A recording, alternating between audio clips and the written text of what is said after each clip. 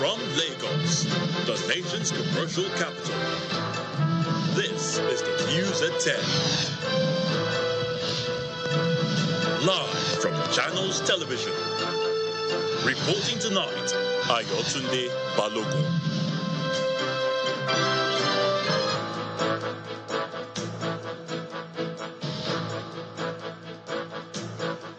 Hello and welcome. Tonight, Senate Ad Hoc Committee wades into allegations of economic sabotage in the Nigerian oil sector, drills Finance Minister and NNPCL's Chief Executive Officer.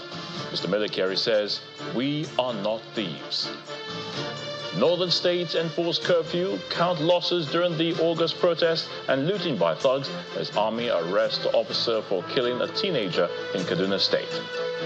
And Nigerian government engages diplomats on their activities in the last couple of days, assures them of the unity and sovereignty of the country. On business news, unclaimed dividends hit 180.92 billion naira as Securities and Exchange Commission blames poor identity management. On sports news tonight, Quincy Hall becomes the fourth fastest man to run the 400 meters event, capturing gold in 43.40 seconds to end the 16-year drought for Team USA at the Paris Olympic Games. From Abuja, the nation's capital, the war on oil theft continues as police arrest suspects, also parade them as they're set to charge them to court for the criminal act. And in international news from London, President Vladimir Putin has accused Ukraine of launching a major provocation after defense officials said around 300 Ukrainian troops crossed into Russia's Kursk region.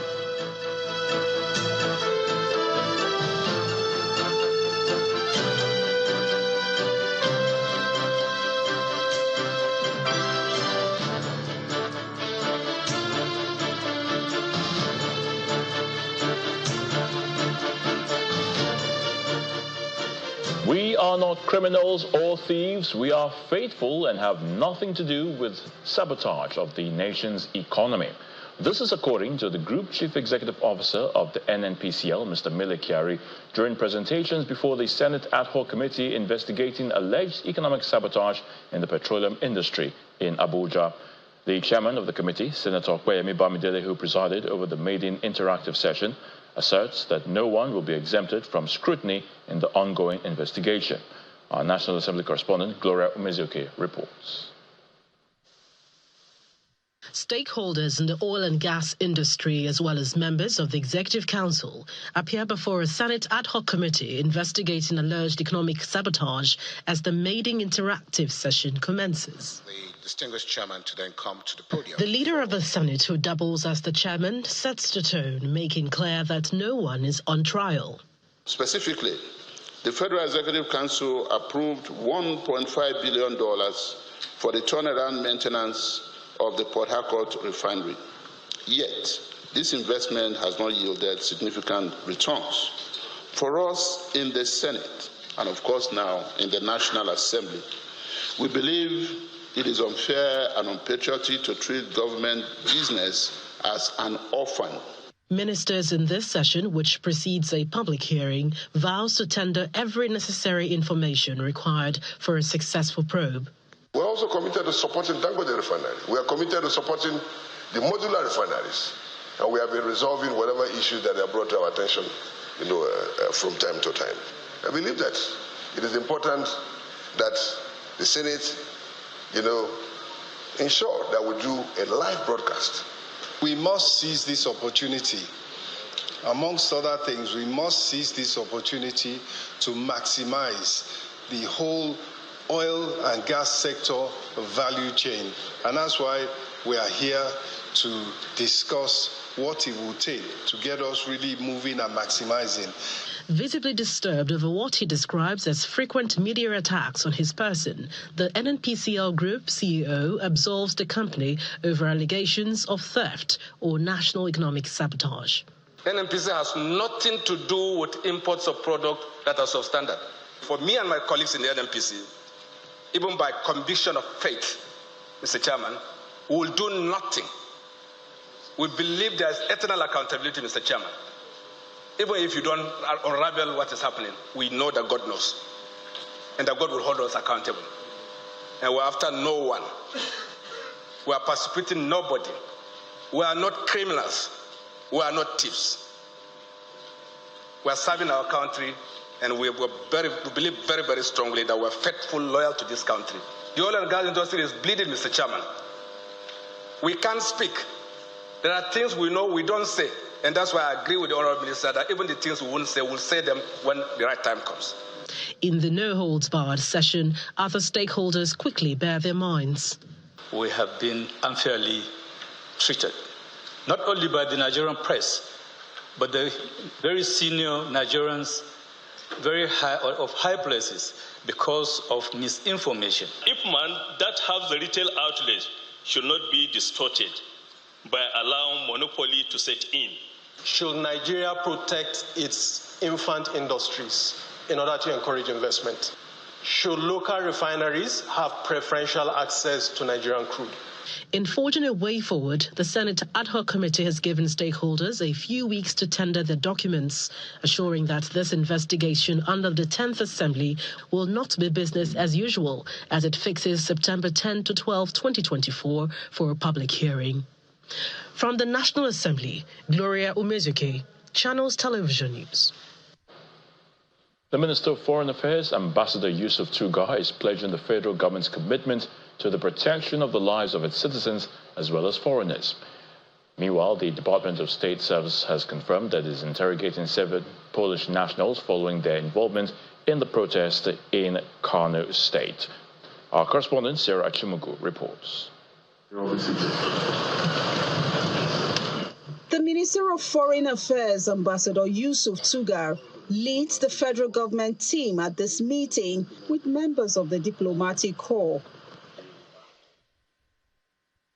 While it is in the tradition of the ministry to convene this meeting periodically, the nationwide protest is the focus of this meeting. While the government continues to work hard through the various reform programs and measures to address the challenges facing Nigeria and Nigerians, it is pertinent to remind us that no nation tolerates foreign interference in its domestic affairs and that of its citizens.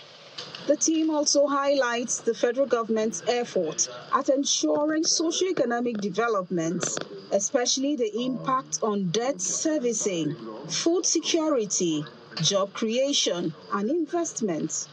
President Tinubu understands the pain and frustration that drive the protests and has assured that his government is committed to listening and addressing the concerns of Nigerians. He has appealed particularly to the youths and advised them not to let violence and destruction tear the country apart. The President had approved the suspension of import duties and taxes on essential items for a 150-day period to ensure that food prices come down in the short term, while the administration is investing heavily in agriculture to ramp up local production and provide food not just for our local consumption, but possibly for export in the medium and long term. During the interactive session, the diplomats sought clarity on some issues regarding the safety of their citizens, including the arrest of some Polish nationals. They were picked as a result of security enforcement and drills, and possibly because of where they were when the incident happened. It is not a targeted operation at Polish citizens, not at all. The federal government is assuring the diplomats that an investigation is ongoing to identify all those involved in the violence that trailed the protest and bring them to justice. Sarah Chimugu, Channels Television News. Governor Bala Mohammed of Bauchi State has urged President Bola Tinubu to address pressing national challenges. Governor Mohammed made this remark while addressing party leaders and supporters in Bauchi, the state capital, as the ruling People's Democratic Party held its flag off for the campaign of local government elections in the state.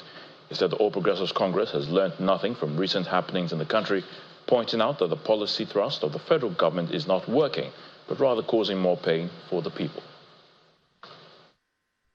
The APC leadership has learned nothing. I listened with rapt attention to the speech of Mr. President, and I say with humility and courage that what he said was empty. It did not agree with the situation. It did not address the problems and challenges. New policy thrust of the federal government is not working.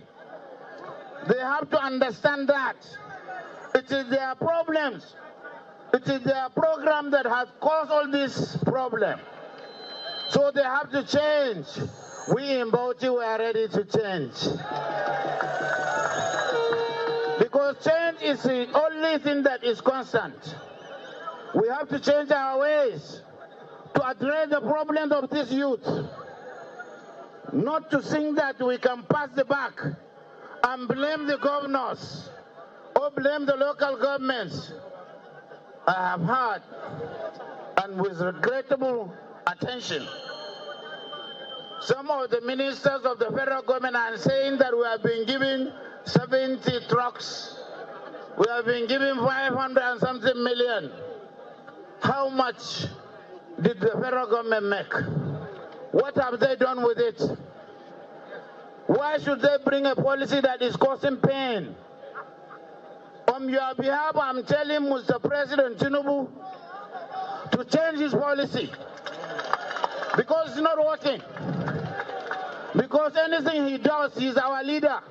It will affect us in every corner, in every political party. And that is why, if he continues like this, in 2027, I will invite him to be our campaign director.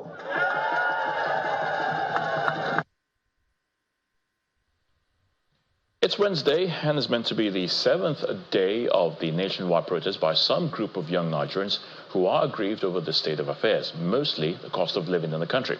But the tempo of the protest is now down, albeit there are still pockets of protests in one or two states. In the north, the authorities are enforcing the curfew imposed by the governors of Bauchi, Borno, Kaduna, Kano, Plateau, Jigawa, Yobe, and Zamfara states. However, in Yobe, Governor Mai Malabuni has further relaxed the curfew in some parts of the state to between 6 p.m. and 6 a.m. with effect from today. And that's Wednesday, August the 8th. Now, the affected areas are Potiskum, Gashua, and Nguru. Meanwhile, his Plateau State counterpart, Caleb Mufwang, has also relaxed the curfew in the Jos Bokoro metropolis, allowing residents to move freely between 2 and 6 p.m. every day until further notice. While protests appear to be thinning out, journalists are now the ones on the receiving end. And in the last 48 hours, several journalists, including Channels television reporters, have been harassed and prevented from doing their job by hoodlums who brazenly molest journalists, forcing them to leave the scene of the protest and even demand that the video recordings of the protest are deleted from their devices.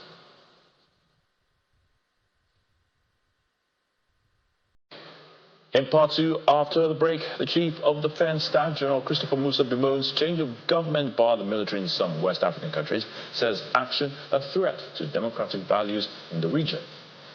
Please stay with us.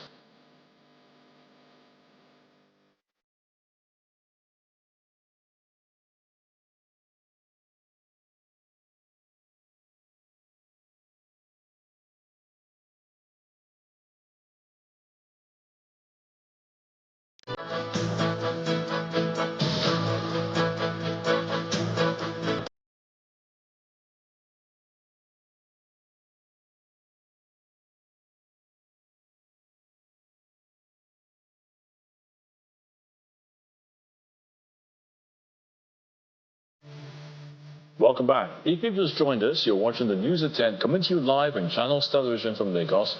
A reminder of our top stories. Senate ad hoc committee wades into allegations of economic sabotage in the Nigerian oil sector, drills finance minister and NNPCL's chief executive officer. Mr. Mele Kyari, however, says, "We are not thieves." Northern State enforced curfew, count losses during the August protests, and looting by thugs as army arrests officer for killing a teenager in Kaduna State. Nigerian government engages diplomats on their activities in the last couple of days, assures them of the unity and sovereignty of the country. And Russian President Vladimir Putin accuses Ukraine of launching a major provocation after defense officials said around 300 Ukrainian troops crossed into Russia's Kursk region.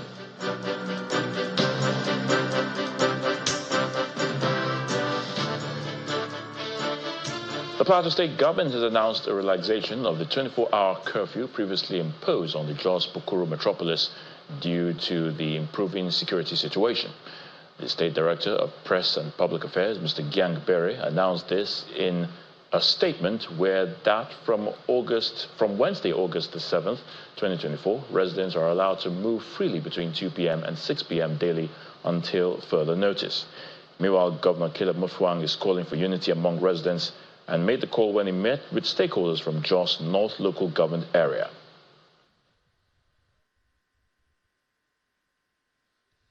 Stakeholders comprising religious and community leaders, as well as representatives of women and youth groups from Jos North local government area of Plateau State, are meeting Governor Caleb Mutfwang to appraise and review security breaches that occurred in the area during the nationwide protest. The state government had imposed curfew in Jos Bukuru metropolis, and following the return of normalcy, the government relaxed the curfew. A statement from the government reads, following the improvement in the security situation within the Jos Bukuru metropolis, the Plateau State government has announced a relaxation of the earlier imposed 24-hour curfew, effective from Wednesday, August 7, 2024. Residents of the area can now move freely between the hours of 2 p.m. and 6 p.m. daily until further notice.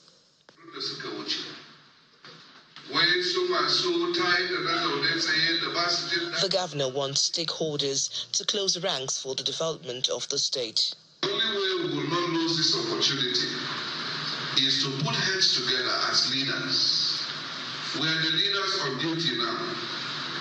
Let it not be that history will be told in some years to come that it was while we were on duty that things went from bad to worse. The coalition of northern groups is coming out strong against the violence that trailed the demonstration, especially because of the impact in the northern region of the country. We strongly condemn the barbaric and uncivilized behavior exhibited by some youths in the name of protest. We are particularly disturbed by the display of foreign flags and the disrespect shown to our national flag. Nigeria is our home, and we will not tolerate any act that undermines its sovereignty.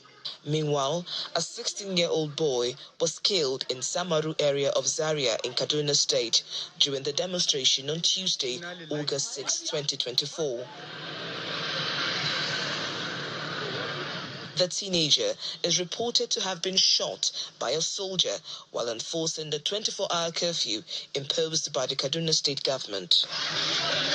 However, the Director, Army Public Relations, Major General Onyema Nwachukwu, has confirmed the arrest of the officer allegedly responding for the incident. The statement adds that the officer is undergoing interrogation.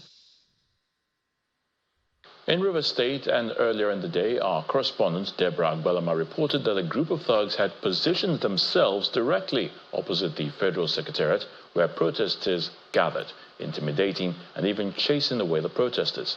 She also reports being surrounded and threatened by the thugs, who stated they were there to ensure no protest would take place today. She says over 20 police officers witnessed these events without putting a stop to it. In response to this development, the Commissioner of Police expressed a concern over the incident, promising a thorough investigation to ensure accountability. And so it's day 7 of the End Bad Governance / hunger protest in Port Harcourt. And just like every other day, I went out on my reportage duties and getting to the Federal Secretariat, which has been their monster point for some days now. I saw the place well guarded by the police, and then I asked, where are the protesters? And I was shown opposite the Secretariat where some guys were clustered. Perhaps I thought they were just waiting to kick off the protest. And then I made effort to take some footage to establish that the protest had started in Port Harcourt.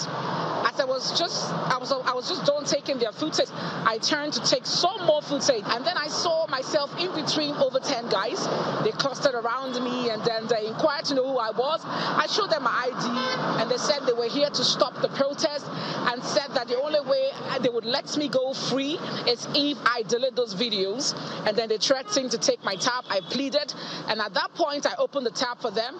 They basically used their own hands to delete the videos, and as well they went to the recycle bin to ensure that nothing was left. And afterwards they let me go, with 2 of them escorting me towards my car. And it was at this point that I entered my car, and I noticed that another protester who arrived there was bounced on by these guys, and they started beating him up. And then one other guy came to my car and told me that I should drive away, that that's how they've been molesting protesters this morning, that 2 protesters had already been beaten up by these same guys. And so I wondered why the police would stare at such a very wrong incident without interfering or getting these persons arrested. However, the Commissioner of Police, when reached, quickly intervened and even went to the location the particular incident took place, and has actually called his men to order, assured to investigate what happened, why they didn't interfere, as well as also ensure that there is no infiltration of hoodlums into the protesters' procession. Well, it's been peaceful here for about 6 days going into day 7, and we hope it continues, because just as it is the right of citizens to vote, it is also their right to protest peacefully. From Port Harcourt, the River State capital, Deborah Balama, Channels Television News. Meanwhile, the River State Commissioner of Police, Olatunji Disu, has promised to clamp down on hoodlums taking advantage of the ongoing End Bad Governance protest to perpetrate crime. Mr. Disu made this known at the Federal Secretariat while on an inspection tour of the city following reports of hoodlums harassing innocent citizens under the guise of the protest. He further revealed that 3 arrests have been made so far. I give you my words, I'm going to find out what really happened here. But I'm aware that hoodlums have hijacked this protest from them. That I'm aware of. They have a lot of people moving around with them, harassing members of the public.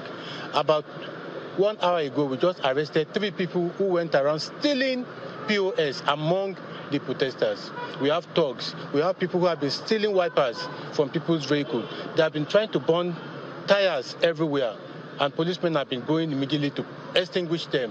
So these are not protesters. Thugs are among them. So if thugs are here, maybe they came with them or something like that. But I give you my word, I'm going to investigate, and I will give you feedback about what I found out. But talking generally about the situation now, the things have changed. It's different from how they started the protest. They have started going from one part of the state, part of the town to another, blocking roads, trying to force people to join them. And even they have started threatening people not to open their offices and their shops. This has gone beyond peaceful protest. The Chief of Defense Staff, General Christopher Musa, is bemoaning the change of government by the military in some West African countries, saying it has created unintended consequences and threatened democratic values in the region.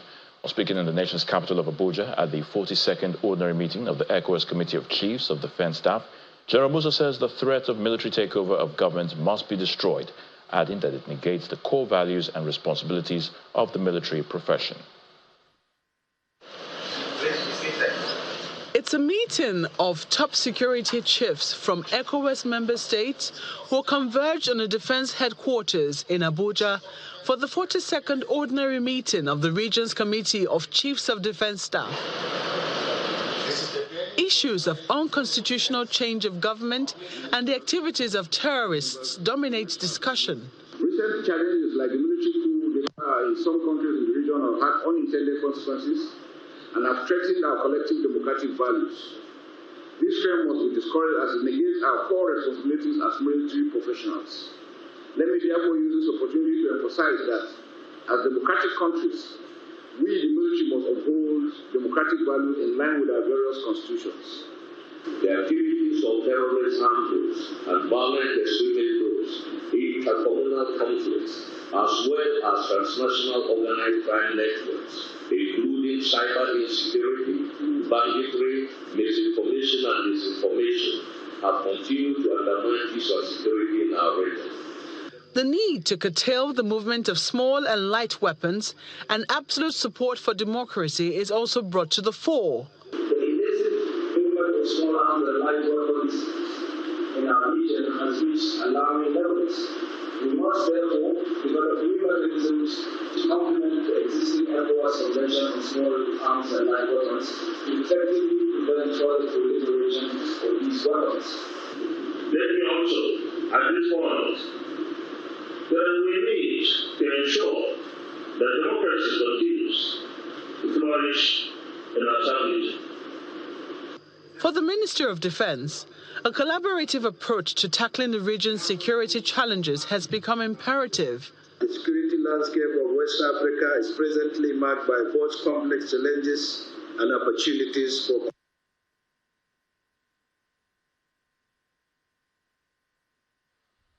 Still ahead on the news at 10, unclaimed dividends hit 180.92 billion naira as Securities and Exchange Commission blames poor identity management. That's on Business News. Please join us again.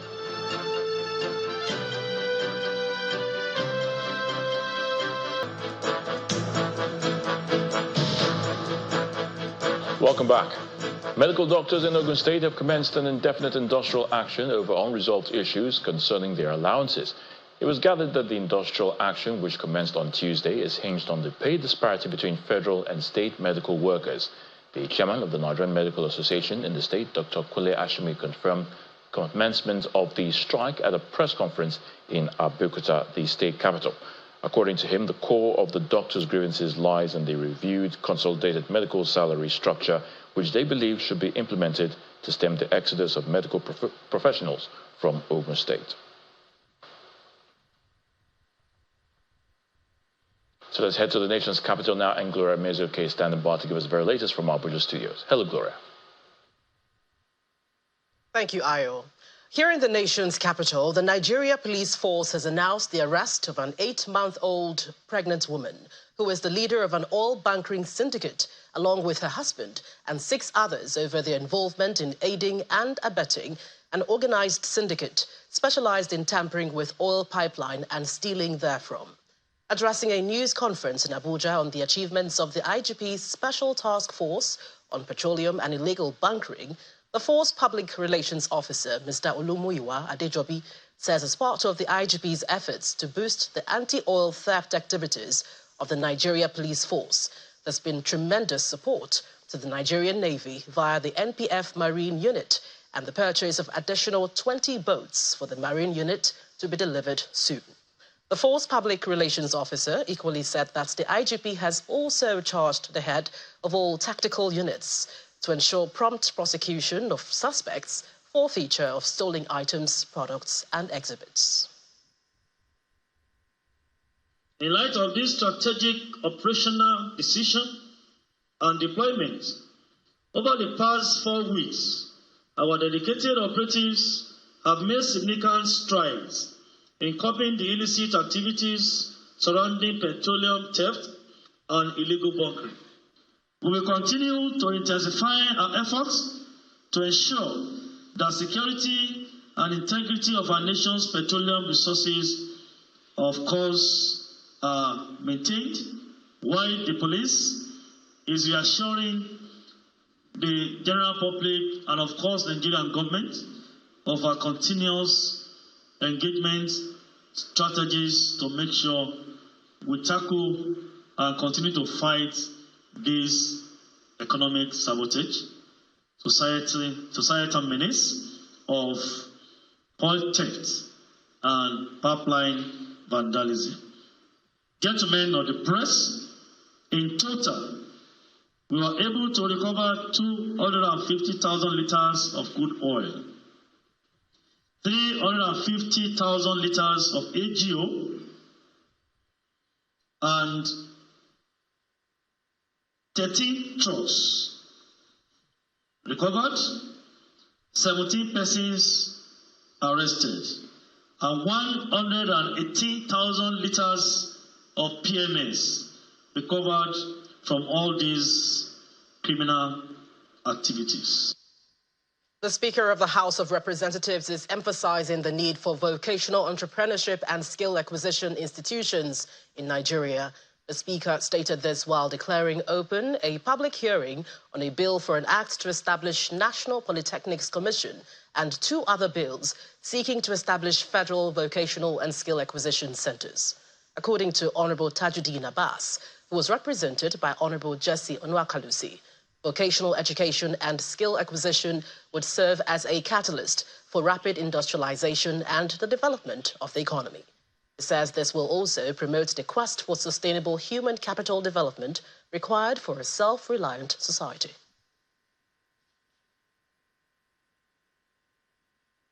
The People's Democratic Party in Bauchi State has flagged off its campaign for the local government elections set to take place in the state on the 17th of August. During the event, which took place at the Government House, members of the party expressed confidence and optimism ahead of the polls. Our correspondent, Hajara Aliyu, reports. Ahead of the August 17 local government council elections in Bauchi State, members and supporters of the People's Democratic Party in the state converge on the premises of the Government House for the flag-off of the party's local government election campaign. The arena is packed and the people are in high spirits as dignitaries show up for the all-important occasion. Of our fellow PDP members. The state chairman of the party is confident about their chances at the polls. And we will go to the clear and cleanest to solicit for the support of our fellow PDP members. Even ABC members, if they can, they are welcome because they cannot present their candidate in the public. So we are presenting our own in the public. If they are shy of presenting their own, please let them join us to present our own and elect them. There will be 20 candidates representing the party at the polls, and they are all presented with the party's flag, including a female candidate who resigned from her position as commissioner in the state to contest for the chairmanship seat in Itasgado local government area. One of the candidates gives a speech on behalf of the rest of them.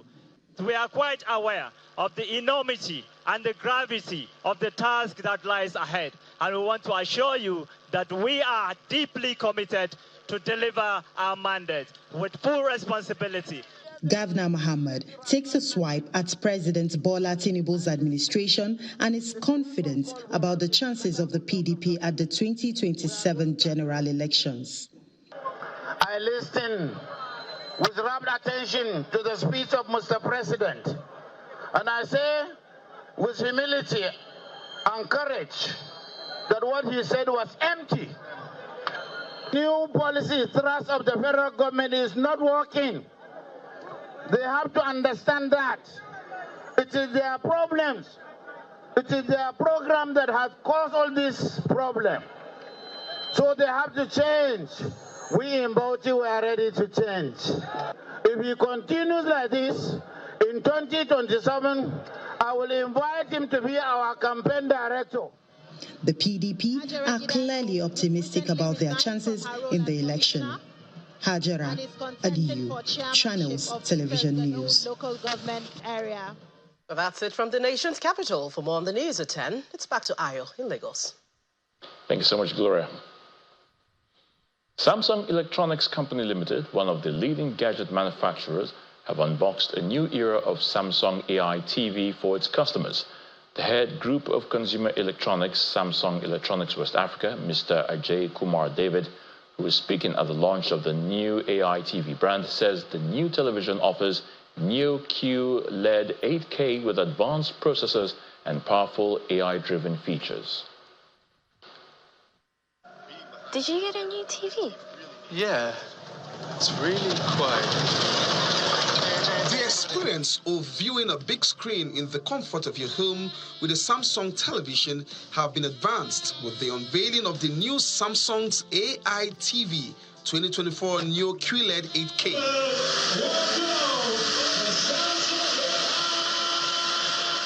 This latest advancement is set to be equipped with advanced NQ8 AI Gen 3 processor, which is also marking a significant leap in AI TV technology. We're ushering you into a new era of AI TV. The features of Samsung AI TV is exceptional, with 8K AI Upscaling Pro and AI Motion Enhancer Pro, which works together to deliver clarity by sharpening low-resolution content that surpasses conventional 4K TVs. At the heart of all this is a wonderful processor, a super powerful processor that powers all of these features. No matter what your content are, be it HD, FHD, or whether it's even 4K content, they are usually upscaled to be 1.8 times more clear compared to what it used to be before. Then we also have the quantum matrix technology that is powered by quantum mini LEDs. So for those people that actually want very detailed images, this quantum matrix technology is actually the best for you.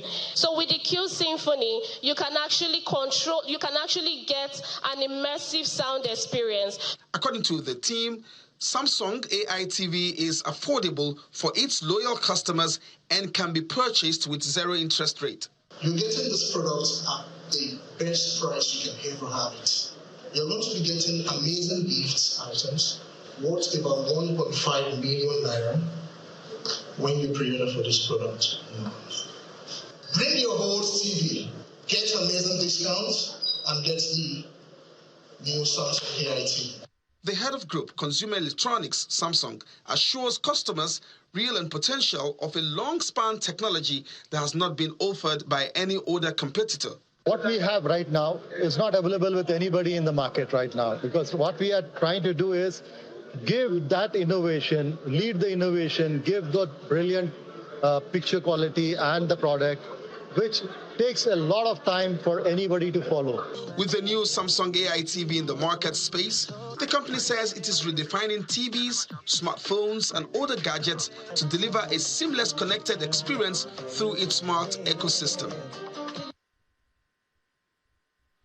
Business News is up next with Will Ibom. Banking so easy, so simple. Dial star 894 hash now to experience it. You first, First Bank.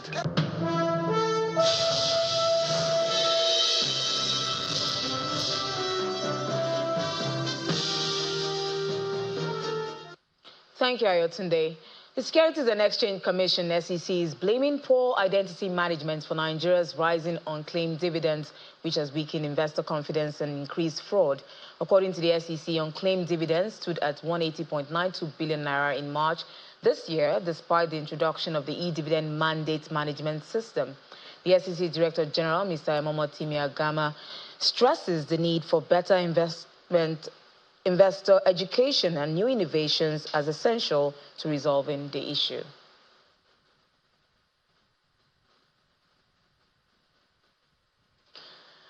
On the stock market today, we see the return of the bull as investors took advantage of low prices to bargain hunt. Laddie Williams has the details.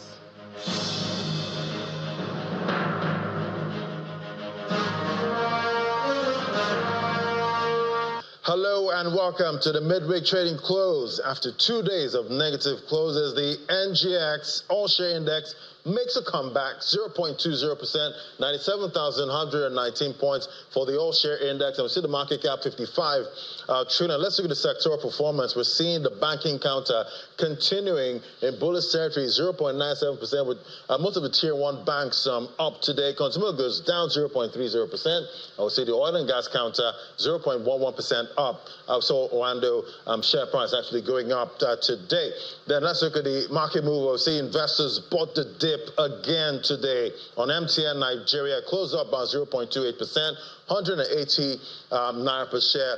after hitting a 3-year low on Monday. So we're seeing cherry picking right there with that stock. So it's still earnings season right here in Lagos, Nigeria. We'll see how investors react to latest reports from listed companies. But today, the bulls have it.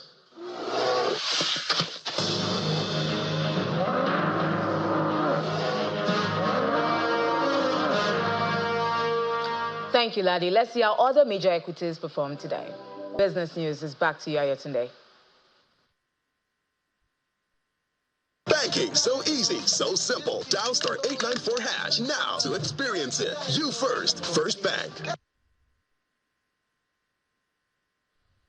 Many thanks, Will. Here's Simon Pusey with our international news and around the world in 5.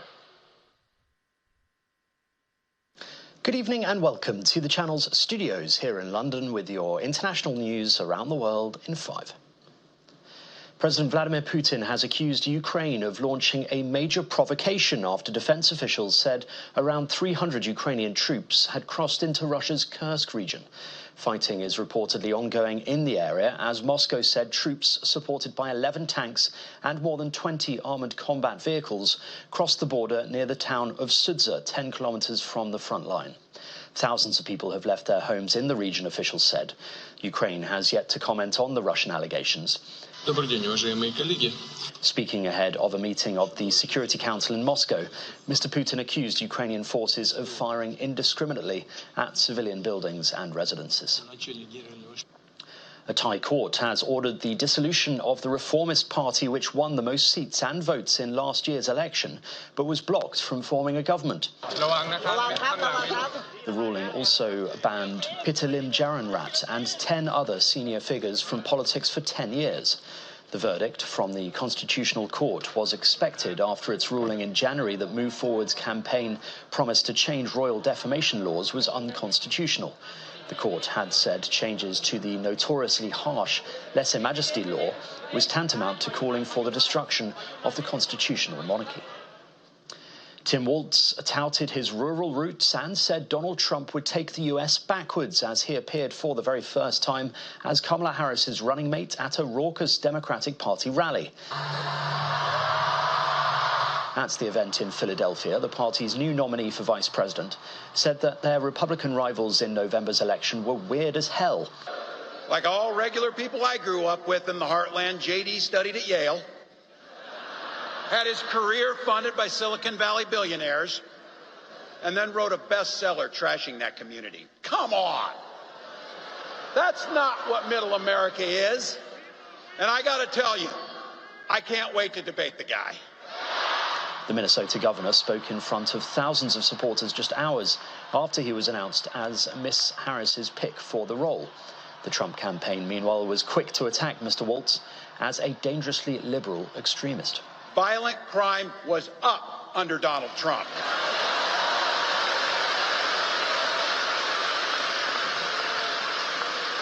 That's not even counting the crimes he committed.